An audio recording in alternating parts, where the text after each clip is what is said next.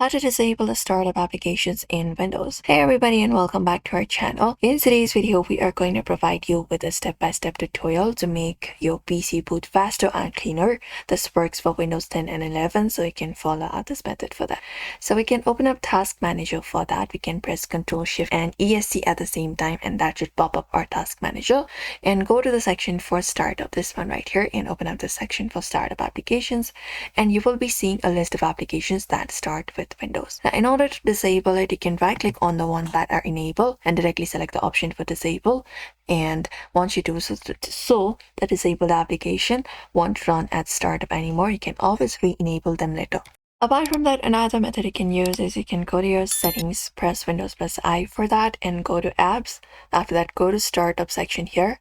And once you find startup, you can head over and toggle off the applications that you do not want running at startup.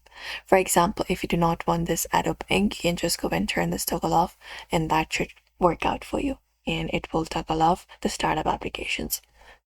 And apart from that, we can use startup folder as well. Press Windows plus R for that, and there type in shell and type in startup and hit enter.